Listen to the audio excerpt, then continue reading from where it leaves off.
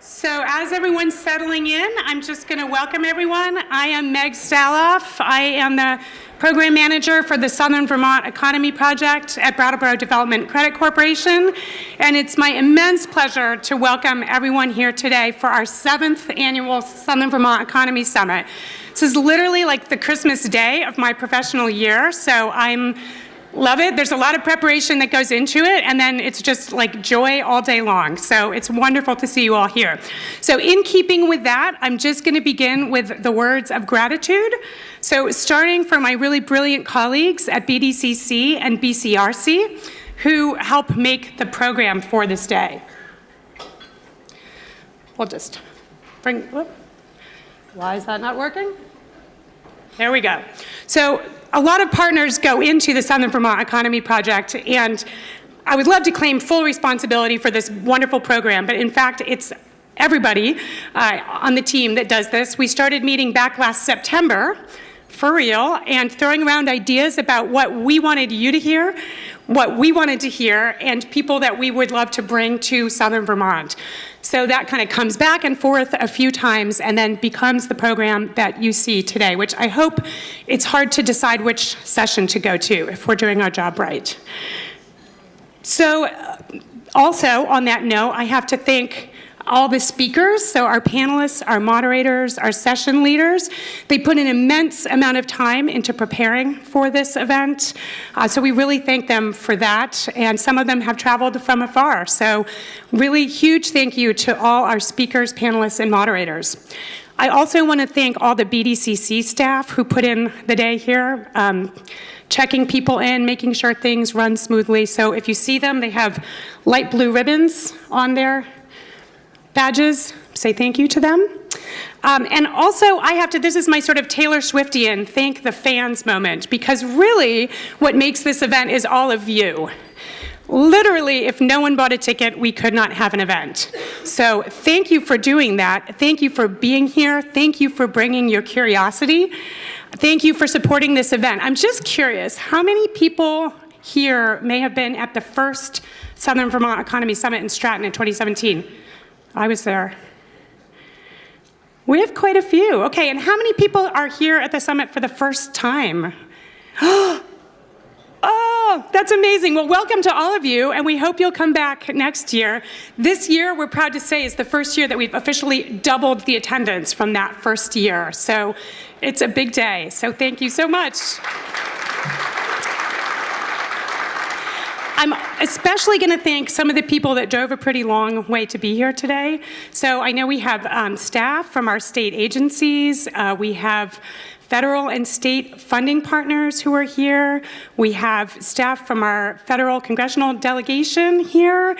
And we appreciate so much that you take the time to come down here and be with us. We know it's a long drive, but we are super appreciative, and it's such a great chance for us all to gather together and just share ideas. So thank you to everyone who traveled from afar to get here.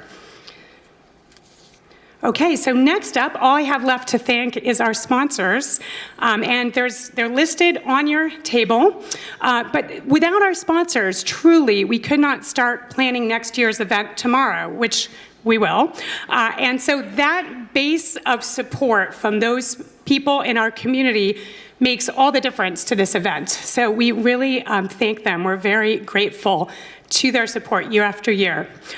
On that note, I'm going to invite this year's main summit sponsor, and they have been for the past 2 years, Brattleboro Savings and Loan.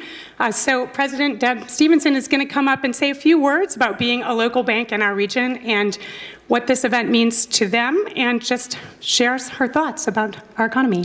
Welcome, Deb. Thank you, Meg. Good morning, everyone. As we kick off the Southern Vermont Economic Summit, I'd like to start with a little humor. Why did the banker break up with the calendar? Because their days were numbered. But just like the calendar, our days are numbered to make a meaningful change in our futures.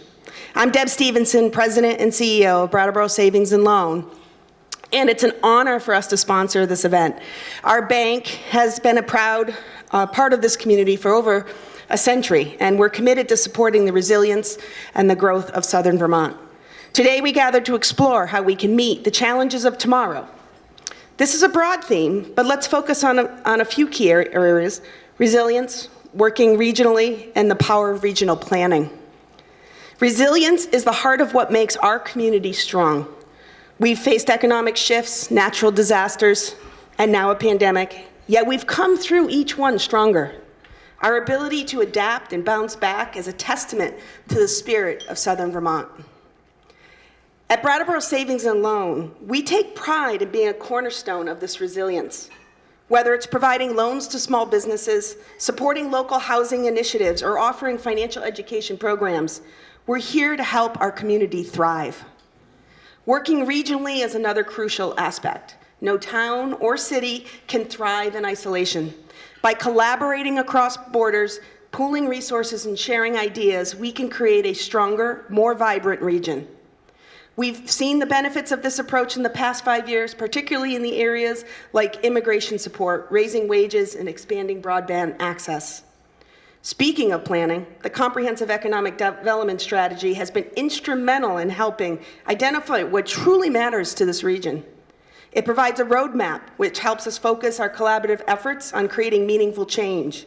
And whether it's supporting new businesses, improving infrastructure, or fostering innovation, strategic planning helps us make real progress.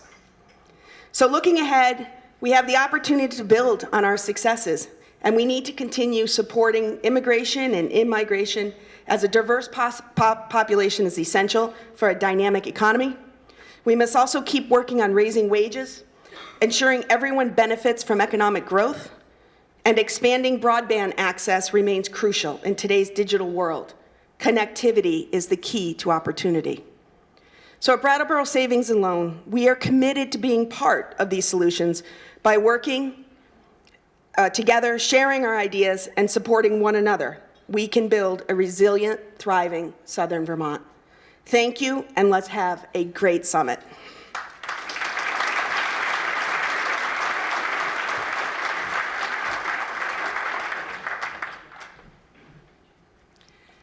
Thank you so much, Deb. So now it's my great pleasure to introduce our keynote speaker, Chris Estes from the Aspen Institute Community Strategies Group.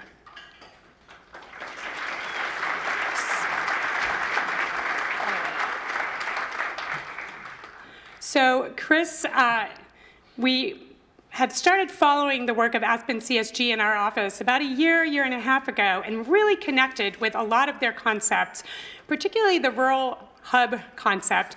So we heard that Chris was speaking at Radically Rural. My colleague and I, Rachel, made it down there, sort of like did some very like nerdy, discrete economic development fangirling, and somehow like convinced Chris to connect with our organization and then with this event. So we're really, really privileged to have him here today, and I'm just going to turn it over to him without further ado.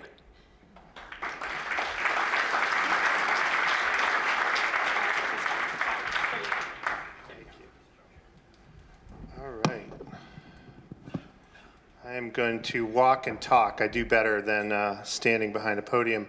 Thanks, Meg, and join me in thanking Meg and her whole team for putting this on once again.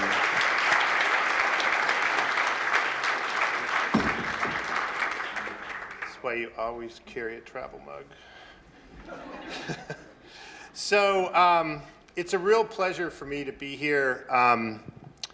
I actually was born and raised just down the road in Greenfield, Mass. And we used to come to church in Brattleboro, Vermont. My mom was paid to be a choir director and singer at the Christian Scientist Church in Brattleboro. So those are some of my earliest memories were trying to get my dad to stop at the Dunkin' Donuts in downtown Brattleboro. Because where we lived, and I went to elementary school in Gill, Mass, so we were outside of Greenfield. So seeing an actual store that you had seen a commercial for was a big deal to a first, second, and third grader. So again, very nostalgic and pleasant memories to be here, but also just having a lot of passion for New England in rural, and this is now my third visit to your region. Last week I was in New Hampshire with the folks from the Northern Border Commission and the Northern Forest Center at the Outdoor Recreation Conference, and then being at Radically Rural in Keene. And again, had many pleasant memories of doing some day hikes with our family in Mount Monadnock. So this has been very fun for me. So what I'm going to do today is hopefully give you all a little background on the Aspen Institute Community Strategies Group, share some connections, learnings, and frameworks that hopefully can both inform your work, but I think in many cases may more reinforce the great things that you all are already doing. For those of you who are interested, if you scan this QR code with your phone, it will take you to our website where all the slides are. I know the conference may also distribute the slides, but since some folks want to have that info, we started adding this to our presentations. So the Aspen Institute has been around since the late 40s. It was founded in Aspen, Colorado, which was a ghost town at the time. If you want to think about gentrification, displacement, and sustainable development, Aspen might be the least best example in the United States of that strategy. It went from, it had a brief heyday as a silver mining town. It actually started very late. It took them a long time to push the Ute Indians out of that area, and it wasn't until the discovery of silver that that really happened. And it only lasted for about 7 years, and then silver went bust and everybody left. And in the late 40s, an industrialist named Walter Pepke had this idea coming out of World War II that there needed to be a way to bring corporate leaders together to think about the great ideas of Western man at the time, and it was the anniversary of Goethe, the German philosopher, and they gathered in a tent in a field, and that is actually where the Aspen Institute started. And then as people, over the next few years, they moved, the Institute sort of formalized and moved to Washington, D.C. So no, I do not live, or actually I would never be able to live in Aspen, but I do not commute to Aspen, Colorado. I live in Washington, D.C. This woman down on the bottom left is Benita Robertson Hardy. She's my co-director. We took over the Institute, the Community Strategies Group program in 2021, following Janet Topolsky, who led that program for 29 years. Some of you may have had a chance to interact with her. But we are one of 25 programs at the Aspen Institute. We are the only one that focuses on asset-based community development, and the only one that focuses on rural. And so we're sort of a unique niche within our organization, and most folks are focusing on energy and the environment, or youth leadership, or good employment and good jobs, or wealth building, and we intersect with all those programs. So you'll see some of that in our research. So our work is really centered on convening folks doing the work, facilitating peer learning, and then synthesizing those ideas and trying to do three things with it. One, lift and push the field forward, so the work around equitable rural prosperity and rural development, influence what philanthropy and what government do, and to be more responsive, better informed by what people are doing on the ground. And that's it. We aren't a think tank in the classic sense. I don't go off and research stuff on my own. All the stuff that I'm going to be sharing with you today is stuff that we have learned from talking to folks doing the work around the country. So a little bit about what I'm going to cover and what I think are opportunities for rural going forward. The way we connected with Meg and her team was through our 2019 report on rural development hubs. And it was this summation of about 30 years of work to say, where were we seeing innovation in rural, and what was different about those places? And it was because they had a hub organization that was building capacity, promoting collaboration, and I'll talk a little bit more about that. I'm also going to cover briefly our two frameworks that we've really developed, the WealthWorks framework around creating value chains and building wealth locally, and the Thrive Rural framework, which has both local and systems theories of change. I think the good news, bad news of where we are in community development is, the bad news is the money is going to end.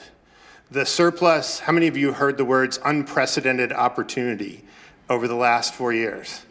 I used to joke that this was the new abundance of caution phrase that we had heard during COVID.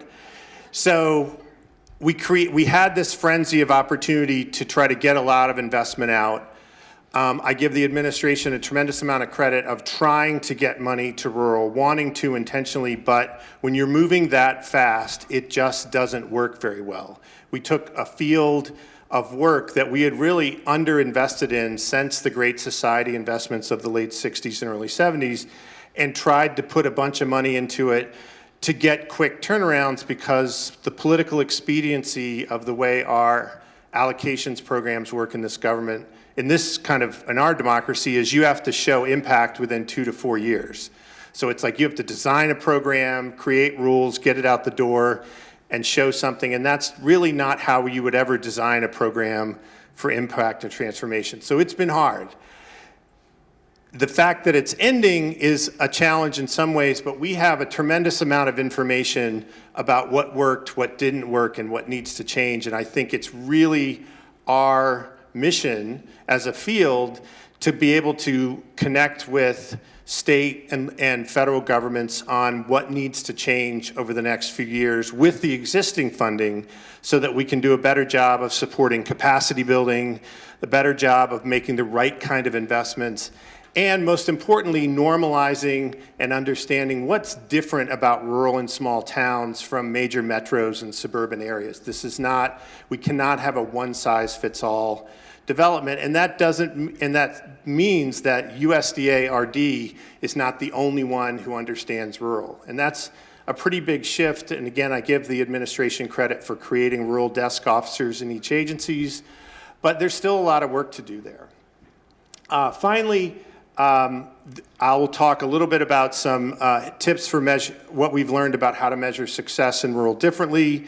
Talk a little bit about or the climate change energy intersections that I think are available to us, and where that conversation is going. And unfortunately, most of it is happening without any real discussion of rural, even though most of the impacts are going to be in rural places, and a little bit about outdoor recreation. So one of the themes I always try to make whenever we're talking is this notion of interconnectedness and interdependence. Too often in rural places especially, we have been in a deficit framework. We have been struggling, we've had out-migration, we've had job loss, and it's not just been recent. It's been generations of difficult experiences. And that creates a deficit mindset, which creates a lot of regional competition rather than regional cooperation. This notion, I use the analogy of the crabs in the bucket. If one entity or region starts to get something or a plant moves there, others see it as they lost and they won, rather than this idea of how do we all work together to improve and combine all the assets we have. And that's a natural thing, and I see it. I used to live in eastern North Carolina, whose economic heyday was probably in the 60s and 70s, when all the jobs that used to be in New England and the Rust Belt cities moved down there. And then in the 90s, all those jobs left and moved to Mexico or Taiwan. And so that created a really difficult environment where everyone tried to use the words regionalism, but everybody saw each other as their biggest competition. The other part of this is the idea that there's interdependence and interconnectedness with rural and small town regions and the rest of the country. That we talk a lot right now during an election year of divide and division, two Americas and all this stuff, but there is a real, I think, lack of understanding of the value of the places we come from and work in, and that too often they're seen as places that generate things or experiences for others to come to, but not necessarily having value of their own. And I think that's a national conversation. It's a regional conversation. It's a statewide conversation, and how we build more value and understanding of these rural regions. And some of that is about having a new narrative for rural itself. So real briefly, I'm going to hop through a couple of quick takeaways from many of the resources we have on our website and reports that we've done over the last few years. The first piece we did, which is the largest thing, was really about how to measure success in rural. And it's a lengthy document because it includes a real glossary of terms as people are trying to think of metrics and measures that are missing. But what we understood was that measurement's really important because that's essentially what you measure is what you're doing, and what your funding sources demand in terms of measurement really almost predetermine the outcomes we're going to get. And so what we're forced to do most of the time is measure things by volume, because that's what major metro areas, it sort of works on a scale. How do we get the most bang for our buck? And that is almost a structural barrier for rural because it's smaller. And so we're going to have smaller outcomes. And so we've come up, I think, a couple things that we've really been pushing people is that we need to be measuring relative change more than volume when we're trying to make investments in rural regions and small towns. This notion of, and this happens like the entire Economic Development Administration, EDA, is tasked with measuring dollars leveraged, jobs retained, jobs created. And so if you're a smaller region trying to compete in something that doesn't have a rural set aside, you're not going to compete well. But if you could measure the change in which you've seen outcomes in your community relative to where you started, that can really show a transformational impact that isn't just about raw numbers. Another piece that we don't measure enough or don't get asked to measure or are rewarded for measuring is collaboration. Again, in rural regions, and this is important anywhere, but especially in lower density regions, maximizing the partnerships and working collaboratively with all the resources in a community is a real test of where there's momentum, where you're going to get the most efficient and most likely chances of real transformative success. And too often that is only measured by the number of people that sign on to an endorsement letter, but not actual real collaboration. And there's some examples of how to measure collaboration in here, and we're really pushing funders to think about this differently.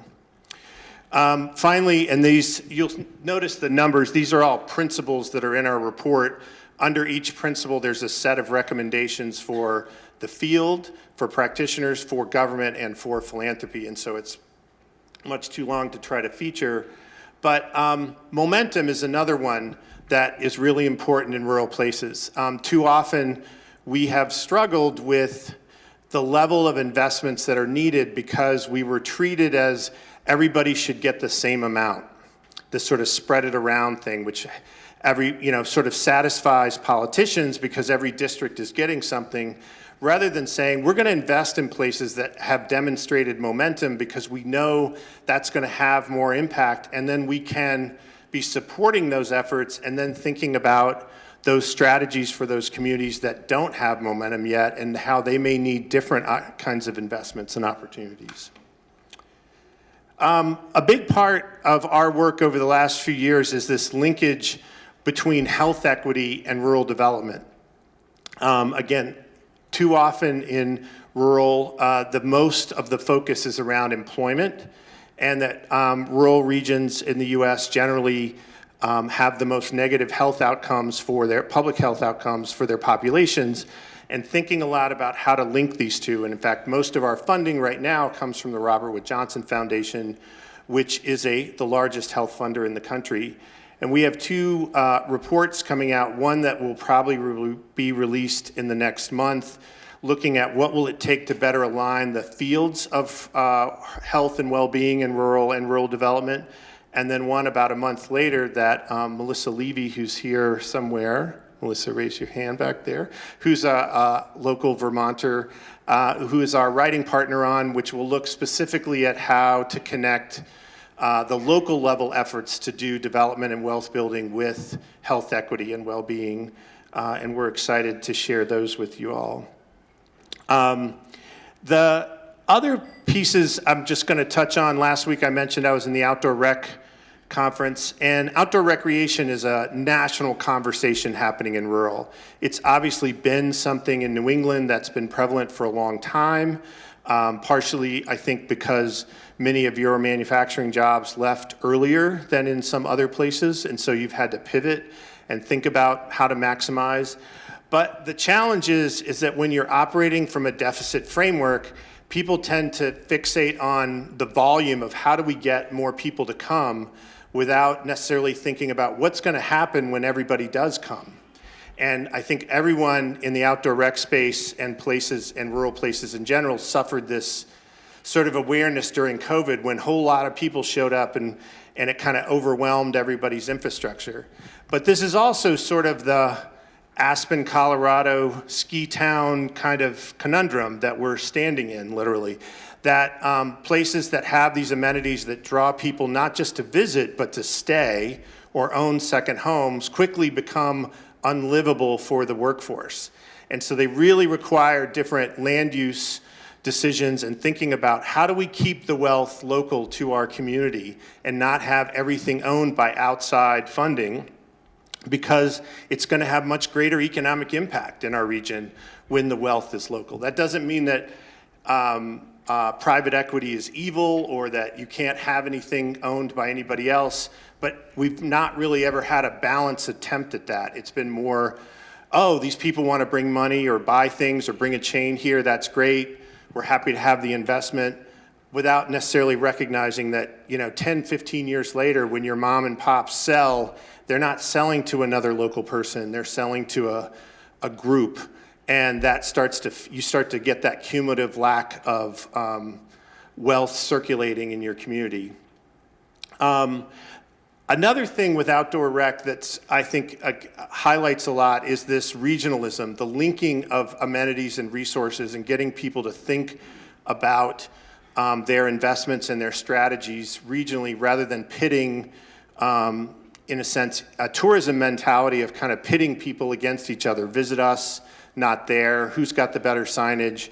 And you see more and more people putting together tours and byways and things, but it's also about investing in infrastructure that can handle that across the region. Ta Enos founded and runs the Pennsylvania Wild Center, which is a great model that I encourage folks particularly in Vermont and New Hampshire and Maine, to look at, because their area of central Pennsylvania is roughly the size of Massachusetts and has fewer people than probably any one of the New England states in it. And so they've had a lot. It was former coal, timber, and mining, other mining communities, and it's really been decimated. And they've now sort of rebuilt that region slowly by creating this very big but very connected outdoor rec region. Lost my thing here. How are we doing on time?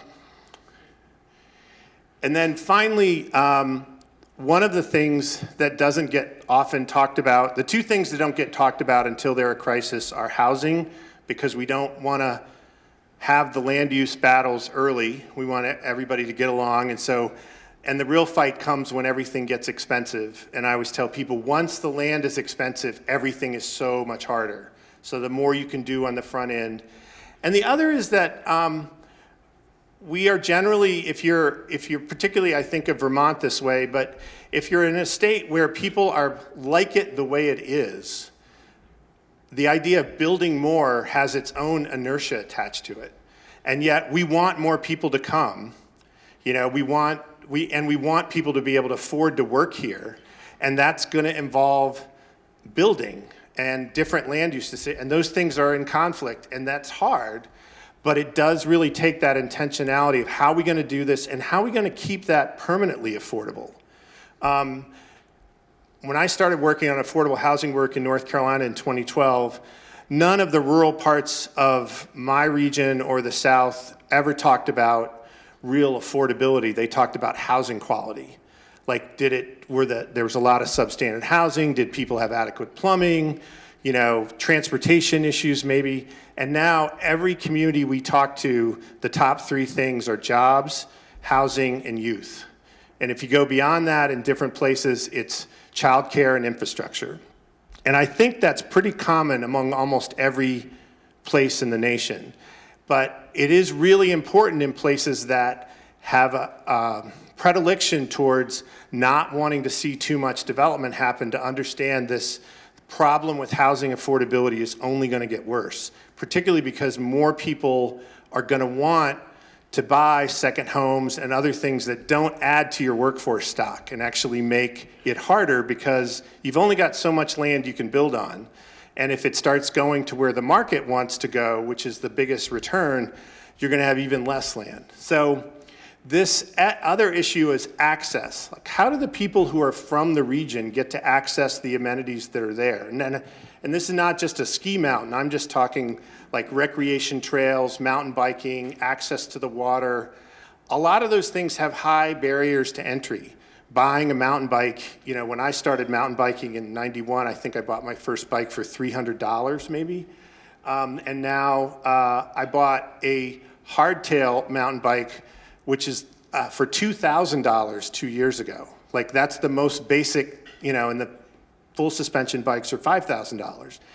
So for people of low and moderate income folks and their kids, how do they get access to these things? How do we build in that equity and access that brings the health benefits that we all want to talk about when we're marketing and promoting our stuff, and that we're showing what a benefit is to our community? And that, again, takes real planning and education. And there was a lot of great stuff in New Hampshire last week with the Northern Forest Center of examples of places doing this. I heard about a great sailing program in Burlington for immigrants. But it does take real intentionality because it is not necessarily a profit center, but it has a lot to do with your long-term sustainability. Whoops, did I just turn that off? I did. So a little bit about hubs, and I will highlight this because I think Meg's organization is a great example of seeing themselves in this work and it resonating with them, and we really want to nurture and support that. The idea is that hubs can be any different kind of sort of non-governmental entity.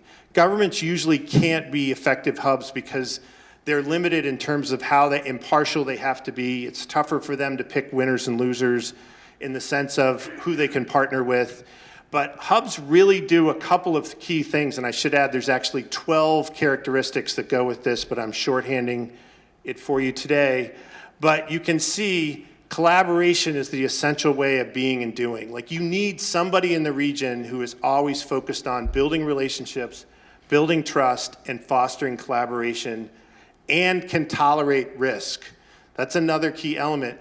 The systems of investment, and I know I'm preaching to the choir here, do not necessarily reward. Rural is risky. We don't have, we're not projecting growth all the time. We're not projecting that higher return on investment that allows a lot of private capital to flow. So you've got to have somebody who can tolerate risk to kind of bring and braid resources together and make those investments because they know they are both of their region and know their region. And that's another key element. I'm going to injure myself up here. And so that, and we wanted to, and so I'm saying that to you all to recognizing that you've got a hub organization here, and there's other organizations here that I'm sure are doing hub-like work. It's not there's like one hub and nobody else gets to be a hub. It's to say this is the way of working in rural that we see the most long-term impact and benefit. But we're also trying to say this to government and philanthropy, because a big part of this work is that someone's got to be investing in capacity building in the region. And it's really hard for government entities to do that, although they have a role in it. But you really need somebody private who's outside of that system doing that work. I will mention as an aside, one of the most promising things about the Farm Bill discussion happening nationally is that the Senate's Farm Bill for the first time has baseline funding for rural development, which has never happened before. It's always been sort of exited out and then have to put back in. But there is money for capacity building, which would recur each year of the Farm Bill for the first time ever. And so that's I think, sign of progress that the Senate has recognized how important it is. It won't be enough to do everything we want, but it will be an important pilot to be able to demonstrate. So I mentioned asset building. This really all comes out of the asset research that was developed in the 90s at the Institute of Social Development at Washington University School of Social Work. And these are community capitals, in a sense, that were identified, and they're different numbers that people use.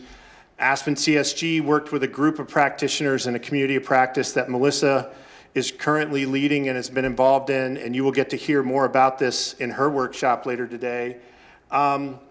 But I highlight this as it's a way we really try to tell people if this is what asset-based community development looks like. When you are thinking about how to identify all these things in your region, in your community, not just where's the money, where are the facilities, who has stuff that other people think is valuable, but like all the things like this individual, intellectual, social, and cultural ideas that don't necessarily show up on a balance sheet. This is really important work, and that's how you begin to like think about how can we build and create an ecosystem that both utilizes these assets but also protects them and ensures that the wealth generation opportunities are centered in our community, not someone else's more extractive. So in the last few minutes, I'm going to hit, this is our Thrive Rural framework. Now this is a lot, and so I could do a whole workshop on just explaining this to you. But what I want to highlight is we spent about 2 years working with a group of both an advisory committee and a theory of change group.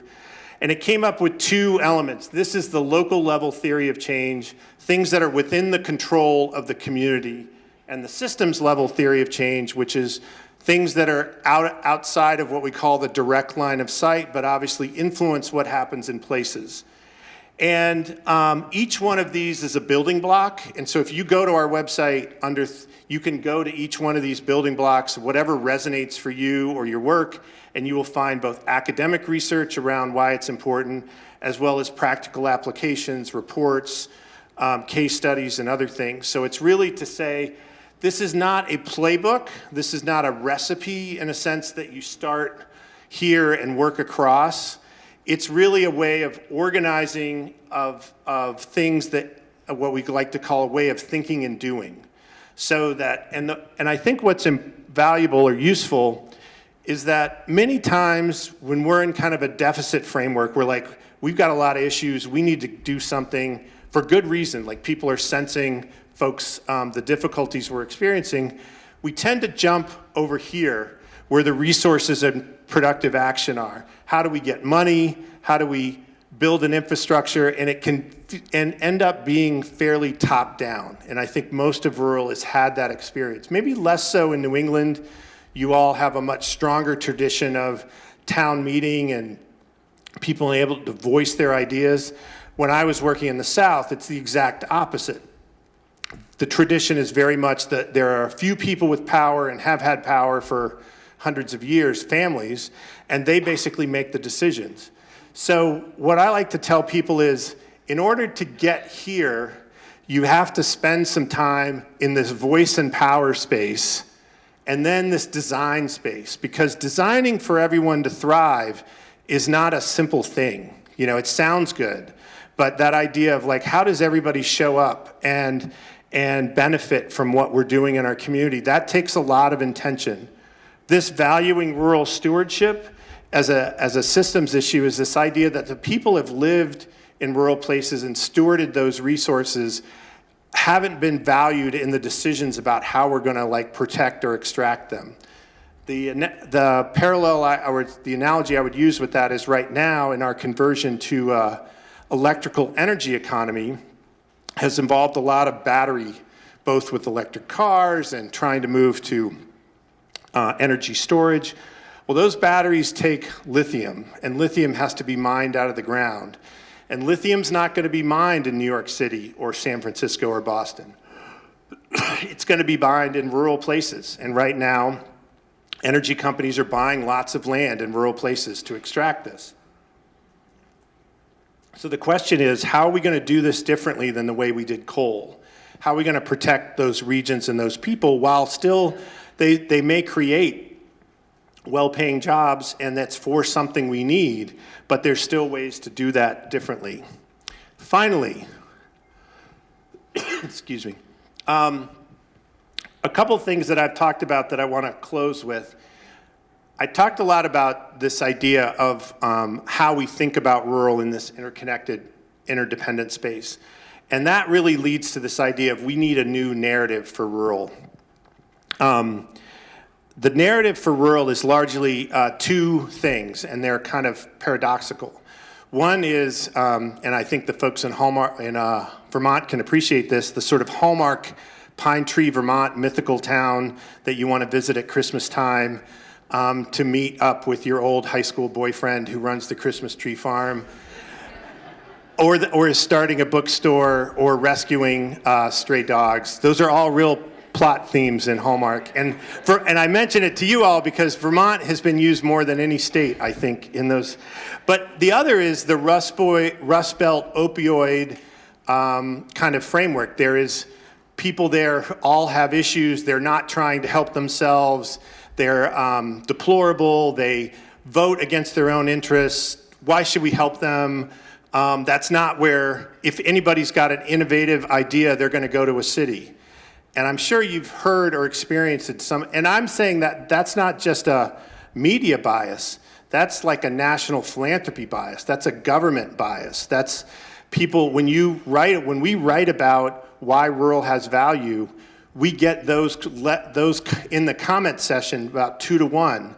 And that can make us, we can either decide to feel sort of self-righteous about that, or we can realize we've got to do a better job changing the narrative about how we communicate about this value and worth of the place so that people see those connections. And this is a lot about shifting to an abundance framework. So a lot of what happened when I worked on affordable housing, we spent about 20 years under this idea that if we just tell you how bad it is, you're going to get motivated to give us money. This is the SPCA commercial that what's her name sings over and makes everybody cry. It's like, if you just knew how bad it was, you're going to give us money. Now that can work for certain charity causes, but as an issue, what we learned was people's real reaction in their brain, not the way they verbalize it, is that sounds like a pretty unsolvable problem. It seems really big. I don't see a way out. And the ideas that come to mind when you say affordable housing are Pruitt-Igoe and Cabrini Green, which are two famous, infamous public housing developments. And that's not an exaggeration. When I was trying to work on an affordable senior development in a Cary, North Carolina, which is a former IBM subdivision of Raleigh, North Carolina, people were circulating pictures of Cabrini Green saying, this is what's coming to your neighborhood, when they heard the words affordable housing for seniors. So it's deeply planted. So we have to recognize that shifting from talking about how bad it is to what we have is a key part of that framework. Finally, we have to think about everything in this regional and system. So we can have conversations about workforce or outdoor rec or infrastructure or climate, but we've also got to have them together, because they can end up pitting themselves against each other or working at cross purposes if we're not all seeing the interconnectedness, seeing how they overlap, and being able to resolve those differences. And I think this is where we are right now. People have gotten money, we're trying to do a lot of things, but it's also hard to have those comprehensive systems-like conversations unless you get a place like this where you've got 350 of you from a wide region in the room together. Finally, there's also an element to think about who are the non-traditional partners that need to be here? Who are the people who aren't here? Meg noted the success of you've doubled in size, so we've probably increased a lot of those folks. But there's still more people that don't necessarily need to be at this event always, but they need to be in these conversations. Constituent groups, folks who we may not think of, doing a lot of services often for people, but they need to be in that work, because in the places we live and work in, we need everybody in the boat with us, pushing in the same direction, or at least informing us so we're making the right decisions. It can't just be us. So with that, I'm going to close. The final couple of things, words of wisdom. In that vein, being inclusive is more than an invitation. So inviting somebody to be a part of your discussion is not being inclusive.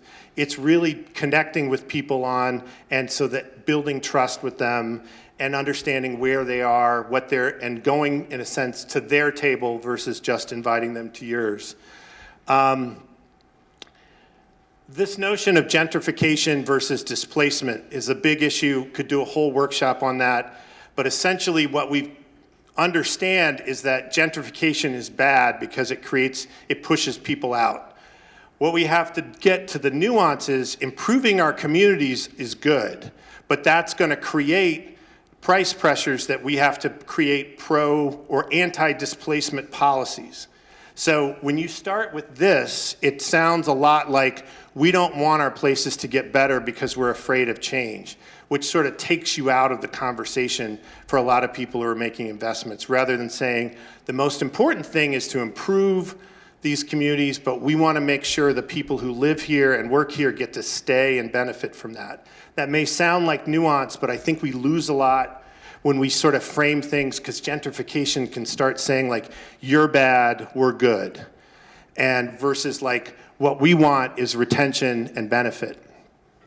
So, and the final thing is momentum builds community engagement. Every time you have a success, every time something goes well, not just a ribbon cutting, it builds momentum and confidence for people. And in our places, that's often the first and most important step, because hope is a big challenge. The hope that something can happen, that things are changing, things are growing, things are getting better, not worse. And I'm not saying that is real. I'm just saying those perceptions are difficult in rural regions. And so thinking about how to take the advantage of all the little successes that you or the other folks in this room are having is a big part of changing that narrative and changing the sense of what's possible in your place. So with that, I'm going to end and turn it back over to Meg. Thank you.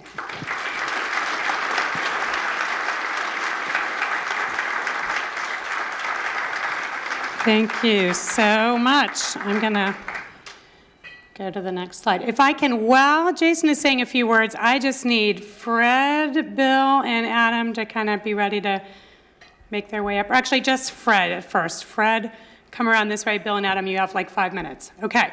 So here's Fred. Jason's going to say a few words first, so you can just hang. So next up, we're going to segue into a panel talking about what you measure matters. What do you know? We're doing some measuring right now. We're doing a comprehensive economic development strategy, if you haven't heard, and we're going to talk about that for a little while. So first, I'm going to welcome Jason Dolmesh up from MSK Engineers. Jason has been an integral voice in the prior CEDS and this current CEDS process, and they also have been a really great sponsor of this event. So I just invited him up to say a couple of words. Okay. Yeah, oh, it would be in hand. Okay. Good morning, everybody. I know we're like 20 minutes late, and I'm going to try to keep to my 3 minutes here. Meg pulled me aside this morning and told me I need to talk about the prior CEDS development, and she said that Laura Sebelius said that I was the principal idea person behind the vision and the goal statement. And I just want to correct the record. I was not the chief idea person. I was just chiefly responsible for the coup. And like all good ideas, they all started with a conversation or a debate with Jim Trimarchi. So Jim and I were engaged in a debate about what defined economic development. And I'm going to put words in Jim's mouth. He stated that economic development is simply that more money into a region than out of a region.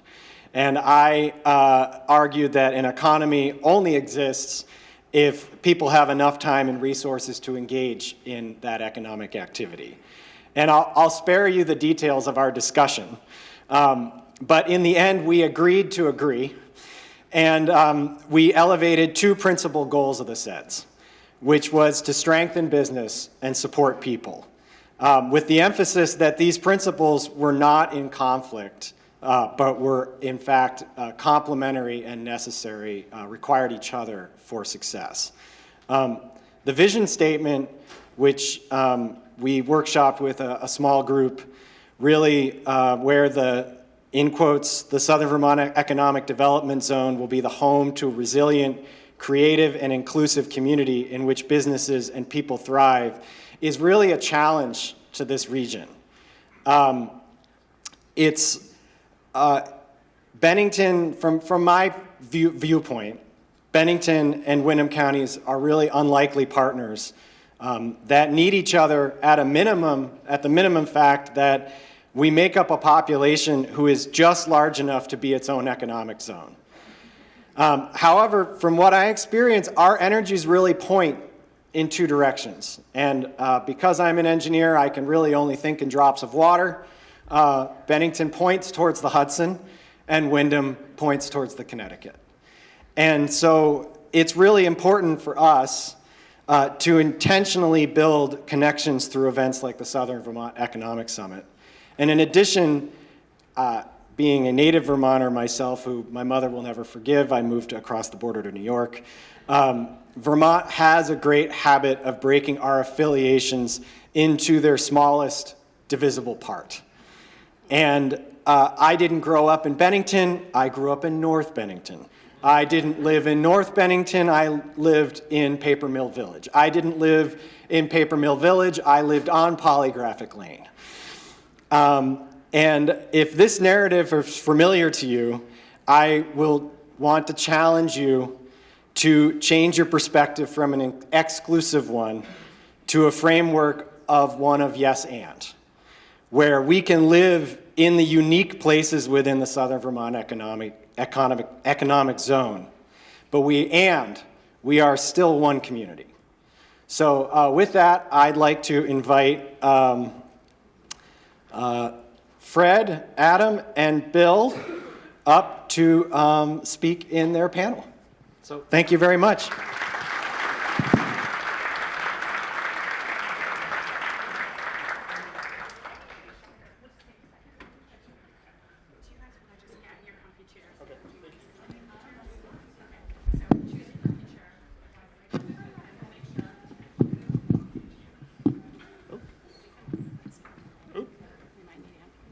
Rousing sing-along. Alex, we're breaking your equipment. Sorry about that. Okay. We're good. Thank you, Meg. Okay. I think a round of applause for Meg again is more than appropriate.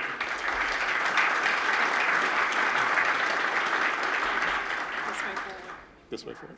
That way forward. Yeah. Thank you, everyone, for having us here today, and thank Bill and Adam for your leadership in this process and this program. You're going to be hearing from them about what the CEDS is and their success to date. My name is Fred Abulzeman. We're the consulting group, AR360 Consultants, that both Adam and Bill have recently brought on board to complete the next iteration of your CEDS, and we're very excited to be here. In the back is my colleague Lindsay Riley. She's kind of waving. So we're both here. It's our first trip to Southern Vermont, so we're very excited to be here. What a delight. I thought it was going to be like the British were coming in tricorn hats and all of those things, and it's not. I grew up actually in the West, so I'm very surprised by New England. It's a very different, a whole different, I think, just mindset. I grew up in New Mexico. We have things like counties and 10,000 miles of nothing, and you are just this charming, really beautiful, passionate place about why people want to be here, and that's one of the things that we want to explore through this process, which is why Vermont?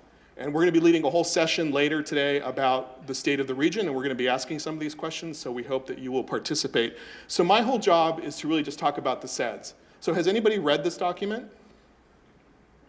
Okay, that's good. So if you need something to do, you have time on a weekend, read it. It's a quick read. It's a really brilliant document about how to do regional economic development. And it's a whole group of really smart people and really committed community leaders who put it together. And this is the next iteration of, I think, 3 of these that you've done before, 2 of these that you've done before. And it's been very beneficial to the region. So what we're going to talk about is what the region is, what the process is, why you're here doing this, why we're here doing this, and what it's going to mean for the region. So there are 44 towns. Many of you are representatives of the towns that are part of the CEDS process. You did a CEDS in 2019. It was a 5-year document. This is your update. You did 4 updates to that document where you've listed things like priority projects and new data and new strategies and thoughts about this process. So if you read nothing else, read those updates because they're a very insightful view of where the region is and where the region is going. And as Jason mentioned, this is your vision statement, which is about inclusiveness, about building, and about support. Your CEDS addressed 5 core areas, which I think you're here to talk about today, which is to increase the population of southern Vermont, which is very important, improve physical infrastructure, enhance social infrastructure, expand business infrastructure, and develop economic development capacity. I don't think any of those things are topics or ideas that you haven't thought about as people who are in this room. And why develop a CEDS? So a CEDS is a grand strategy for economic development at the regional level. We'll talk about this in a minute. It is required by the Economic Development Administration to access federal dollars, but it is not required as a planning document unless you want to just consider large-scale strategic planning for economic development. So it provides a coordinating mechanism, it's a strategic blueprint, and it's a way to collaborate across a region, across towns, and even sometimes across states to think about what your regional economy is and will be like in the future. We have to do these things. So some of you are going to get phone calls from us. We're going to do interviews. Some of you will be members of focus groups. We're going to do a lot of research. We have to build a framework. We have to build strategies and outcomes. We have to do a lot of analysis, and that's all part of what our team is undertaking right now. And we've done these. I think our team has probably done 13 or 14 of these. We've run economic development districts. We consider ourselves pragmatic planners because we've been in the field where you are, leading organizations that do this, leading CEDS, see where they fail, see where they succeed, and hopefully that expertise, that history we can bring to you and really help you build a very compelling document. You should consider your CEDS and other plans, whether it's at the town level, even at the state level, with aging plans, with transportation plans. They should work together. Should be implemented by economic development agencies.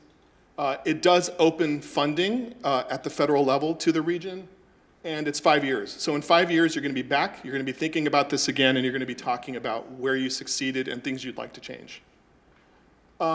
One big area that is now required in the CEDS, which you touched on in 2019, which we have to talk about, is resiliency. And if you think back on everything that's happened in the past 5 years, we're going to have to address that in this plan. Economic resiliency, physical resiliency, housing resiliency. So whether it's the closure of Yankee, Vermont, whether it's the pandemic, whether it's recent flooding, all these events, we have to build into the CEDS a discussion about how you think looking back, what you'll do to prepare for events like this in the future, and then how do you get out of those events to be sustainable. And we have a whole team of people who are going to be working on this with you, very smart people who've done resiliency work in the past. And some of you we're going to call and we're going to visit some towns and we're going to talk about recent events or past events and what you think could have been done better, what you think was done well, and ways to better prepare for these either man-made or natural disasters in the future. There's a lot of funding that's available. You have a whole team of people here in both Windham and Bennington that will help you consider the types of projects that you can fund. And the great thing about EDA is they can fund almost anything, whether it's infrastructure, whether it's venture capital, planning projects, or research. If you can think through projects that are helpful to the region, EDA can probably fund them. So this is the part that I think is most exciting. So there's roughly 400 economic development districts in the country. This region has applied to be one, and hopefully you'll be notified that that's been accepted soon. It is required of an economic development district to have a CEDS, but for many years, and I worked with EDA for the past 30 years, both in Washington and as a planner in the field, the CEDS was considered something to just do as a motion to get money from EDA. So people would develop a CEDS, they do a 5-year plan, they do some outreach, and they'd say, great, we have a CEDS, and we're going to park it on the shelf, and no one will talk about it moving forward, including my former region in Oregon. When I first arrived there, we looked at the CEDS, and we noticed that we had no projects funded by EDA. We had no input. We had no collaboration on the CEDS. It was just considered another planning document. This was a constant complaint both by EDA, members of Congress, and regions to say, you need to think about how to make this more relevant because it is required. And EDA has worked very hard to make the CEDS more relevant. And one of the reasons, and I think one of the things you're going to see is why, when CEDS are relevant, the power that they can have. So in all of our work, and we've seen many of these processes stall and get shelved, I don't think, and we've talked about this as a team, that we've seen a region that has had this kind of input and output in this process. And this is a really outstanding, visionary process. Your CEDS is not only living, it's breathing, it's thoughtful, it's innovative, and I would say, just look at the number of people in this room who are going to contribute to this process about what this means for Southern Vermont and your economy. And I would applaud yourselves and pat yourselves on the back because you're interested in how you make this a better region. This isn't just a planning document or a way to access dollars. This is a guiding foundational document for the region. And I think one thing that Bill and Adam are going to talk about is some of the things that have come out of this CEDS, which is a very rare occurrence, that you think through new things that can come out of a CEDS, not just what's not working, but what can work and how do you be aspirational. So I would say it's an honor for us to be working here because we're just really astonished by the level of commitment. It's not common, and really what you want to do moving forward in the next 5 years. So we're really looking forward to this conversation moving forward. So to date, we've done outreach. We're going to do an analysis, research. We're going to write a draft. I think we've done 11 or 12 focus groups to date. Some of you who have participated, thank you. I hope they were useful. We've done some interviews. We've done, I think, 4 already on our trip here to Vermont. And then we're going to help write this document. We're going to give it back to you for review. And hopefully it's going to go to EDA, and they're going to accept it. And you're going to be able to move forward with projects. These are the folks that we've talked to before. These are going to be some of our primary focus areas: manufacturing, entrepreneurship, agriculture. And we've learned a lot of interesting things about what's not working and what is working in Vermont, and that'll all be captured. And we're going to do some more surveys and some more interviews. And I believe Meg may have stepped out, which she deserves a break. There is a survey that you can take. There might be a QR code in your book, and that survey is just asking you what you think about some of the opportunities or weaknesses in the region. And we're going to collect that data. So this is one more level of public input into this process, and we'd appreciate you at any time linking to that survey and taking it and giving us that feedback. We're going to be doing a State of the Region again, which I mentioned, which you're all welcome to attend. We're going to be asking questions. It's going to be an informal conversation about the region itself and your thoughts on the region. But with that, and having Adam and Bill here, which is amazing, I think one of the things that we want to talk about, and I don't know if you guys can see the questions, but I can read them, is what does this mean for collaboration? What does it mean for strategy?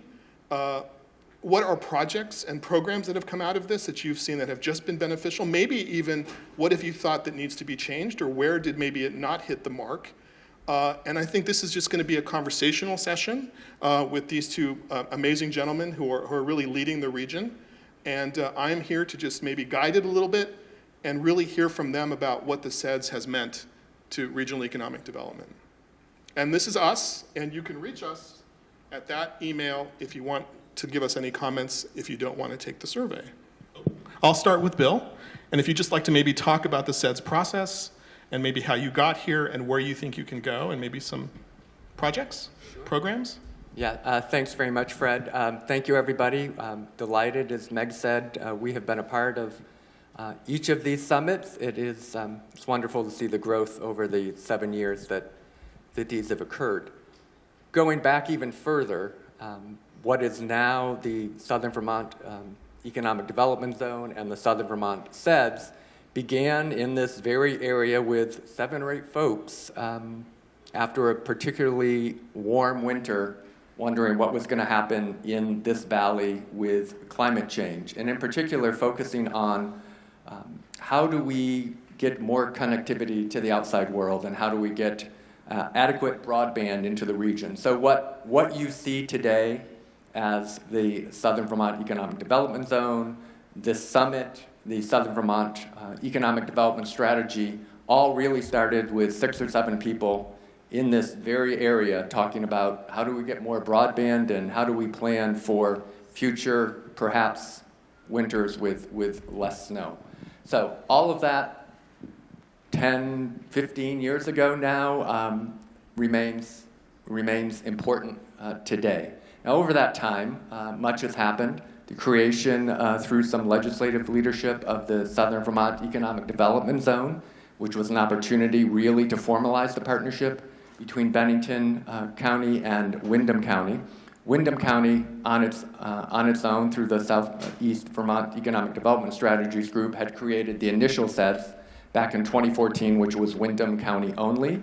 EDA had talked about how it was going to be a one-time opportunity to bring in a CEDS from a region that small. So there was this real impetus, desire in Bennington County to partner, a desire and a bit of a necessity in the Windham region to partner. So I want to particularly highlight one kind of longer arc success that has come out of this process and out of the CEDS, harkening back all the way to the early days of those conversations about broadband. And what we could never have anticipated is a global pandemic coming, and as Chris said, following that up with unprecedented opportunity, right? And that opportunity with regard to broadband manifested itself with the availability of millions of dollars of federal funding to expand broadband. The state of Vermont then created communications union districts in areas around the state to help to deploy that. In our region, we have really leveraged that opportunity. I know on the Bennington side, through the Southern Vermont Communications Union District, there we are down now to, I believe, less than 20 unserved addresses with access to high-speed fiber.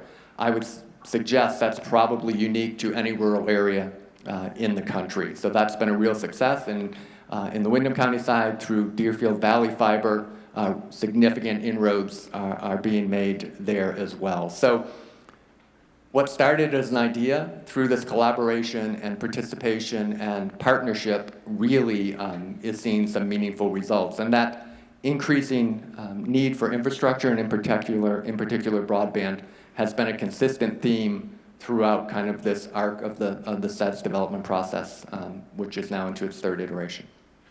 Thank you. Bill, Adam, would you like to address some of these questions? Yeah, I think I'll take it a little deeper and just emphasize some of your comments and actually some things we heard from Chris as well. So Bill touched on 2007, that snowless winter. People started asking all these questions, and what we quickly learned is that we knew nothing about our economy. We knew nothing about economic development. And so through outside resources, we knew that we needed help. We brought those folks in. They started to educate us about what is economic development. We have 300 of the finest minds in Southern Vermont here, and I guarantee we'd have at least 150 definitions of what economic development is. And so as we learned more and more, we learned that you can identify levers that at some point in time you can pull to influence your future economy, and that is economic development. Our minds were blown. Economies happened to us. We didn't manage our economy. We were like, oh my God, we've got the secret. We got to go, let's go get the rest of the villagers and show them, here is the fountain of youth. It's prosperity forever. We've done it. We've solved it. And we brought the villagers. Everyone was there and looking at this, and we saw people starting to turn their backs and walk away. We're like, whoa, it's not dangerous. It's okay. It's safe. And they said, no, we're not afraid. We don't like growth. We moved here so there is no growth. You don't get it. Growth is bad. That's titans of industry. That's barons. That's people who want to collect and hold for themselves.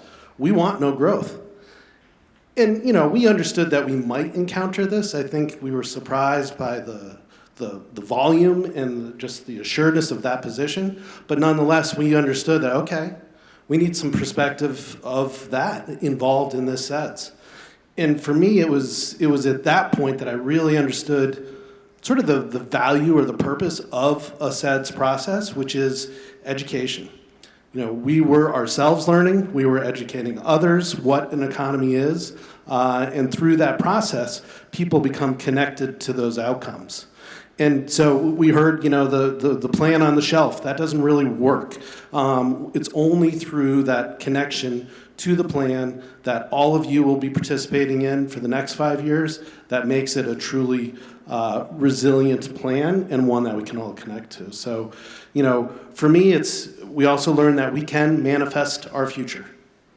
As CEDS, you are able to come together, identify the things you want for your future, and you can make it come true. So Bill just spoke about broadband. We've seen this in that original CEDS, was we knew we had to grow our population. Well, we also knew from data that we had a declining demographic and that we were really going to be bending against some forces of nature. So nonetheless, we put that in the CEDS, that we wanted to have strategies specific to the objective to increase our population. Specifically, we wanted younger people, and we wanted to grow the wages. So how do we do that? We set about strategies that said, okay, we should retain our youth. If they leave, we get older. Every young person that leaves, we get older. So let's figure out how to keep people. So we have in our counties career pathway programs that connect students with pathways.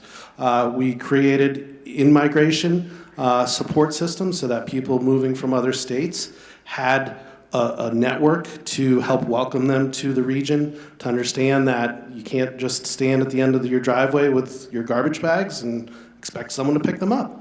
There's a thing called a dump. So these networks are really important, and those are helping people stay. And then, of course, immigration, we identified as important back in 2014 as a way in which to have a growing population. Nobody was doing that. Nobody was picking up that banner. So we came together and manifested a relocation entity of federal partners and now have welcomed 300 individuals, helped grow our population in some communities by 1%, which is a significant number. So that all comes from coming together and saying, all right, how are we going to marshal our resources? We have very limited resources, focus on certain areas, point those in the direction, and skate to where that puck is going to be. And I think we have some good examples of how that works. So one thing that Chris mentioned, if you heard the Aspen Institute conversation, was destructive competition. You can't have, it's mine, it shouldn't be yours. I've worked in regions like that where you can't get two counties to talk to each other that are adjacent. What do you think is special about southern Vermont that allows these two areas? I guess there's a mountain in the middle. Two mountains in the middle? How do you overcome the mountain, metaphorically and physically, to work together and not be hyper-competitive or destructive? Yeah, I think that's a great question. And again, I think one part of it is simply relations. I mean, many of those people who were that original 7 or 8 remain involved in the process, are in this room and kind of built those relationships and established rapport and trust over 17 years or so. So that's important, and I think that trust, and Chris referenced that about the importance of building those relationships and trust and accountability, layered on top of that with the kind of obvious need for us to partner as a region simply due to the size of our respective areas, has led to this working relationship, which incorporates a lot of communication, a lot of trust. And while there are differences between the two counties, there are many, many more similarities. So I really think building off those personal relationships to create systems that lead to trust and collaboration has been critical. Adam? Yeah, and I think to build on that, education. So, we make it a point to go out and we need funding. So we make a request to each of the communities in our municipalities every year to fund our initiative. And we started with one community, and we're up to 20 in Windham County, 87% of the municipalities supporting our work through an annual allocation on town meeting. that's been a bumpy road. You know, we had to go and explain, yeah, well, Brattleboro development, so you're from Brattleboro and you're here in Wyndham asking us for money, why? And it was through that process of educating folks that it is a shared economy, whether we're talking about the Southern Vermont Economic Development Zone or just Wyndham County, or here in the Deerfield Valley, the connections from Wardsboro to Halifax and everyone in between. It is that interconnectedness that is so important. A way which would really grab people's attention is showing them the labor shed and where people live and where people work. So people from one community say, you know, what have you done for us lately? And we can just articulate the interconnectedness by showing them that half of their town who lives there works somewhere else. So it is not one town, one community. We are all in this together, and that really helps cement that understanding. I really do appreciate that. So we have just a couple minutes. Bill, is there something you would like to tell this great group of 300 people? What do you need to leave them with about what to do next? Yeah, thank you, Fred. So as I'm sitting here and as I've been thinking about this opportunity to engage with this discussion today, I think something I'd like to leave the group with is the importance as we look to this next iteration of the CEDS of balancing kind of the long-term basic blocking and tackling needs. Let's talk about broadband and basic water and sewer infrastructure and those things which are required for economic development, but also be thinking about what are those kind of bold new initiatives and ideas. And back to Adam's point about immigration, I remember sitting in a freezing cold Masonic lodge 7 years ago now, as we're talking about. Was that a voluntary sitting in a freezing cold? Yes, a voluntary sitting with a group of people who were committed to this process with the idea of, let's include something in the CEDS about immigration. Now, think about 2018 when that discussion was happening, what was happening at the national level, and how strong the headwinds were with regard to immigration. Yet we included it. We went with it, and it's paid off significantly. So, in addition to the basics that we need to include, I'm counting on this group to come up with those bold new ideas for the next steps. Adam, closing thoughts? Yeah, bold new ideas, exactly. So in 2014, it was, we knew we had a shrinking county, and we wanted to grow it. Well, guess what? We did. We were, other than the northwest corner of Vermont, we increased our population more than any other county in the state. So that was an objective. It was a goal. We had strategies. We did it. So what is, as we all sit here today, what is that bold challenge to ourselves to manifest the future we want 10 years from now, so folks in this room will be having a conversation similar today. So I hope everybody thinks about that and can come forward and engage in the process and help to come up with those bold ideas. Thank you both. And I'd like to say thank you to our leadership up here, if you'd want to give them a round of applause. And thank you to Chris again. Thank you, Chris. So I think we're going to have a next session. This is the survey. If anybody wants to link on that survey, you can take it. Be kind with your comments, which is okay. And again, Adam and Bill, thank you so much. We appreciate it. I'm also going to say before, we're going to take this slide down, but it's on your table. There's a QR code on your table that's going to be there throughout the day. One has the Whova app on one side and the QR code for this. So please take the survey. So, okay. Next up, our morning sessions, and we're pretty much getting back on track. So I appreciate you guys holding back a little bit. There's a lot more time to talk, and you can go to, so here are our morning sessions. To get to the breakout sessions, you walk down this hallway, take a right, go through the main lobby, and just keep going, and you will arrive. If you would like to keep this conversation going, the State of the Region workshop is the first one you'll come to in Deerfield South. The next room will be how can our communities meet the climate challenges of tomorrow, and Chris Estes is actually going to step into that room as well to bring up some of those issues. Leveraging the food system for rural economic development, Raponda West.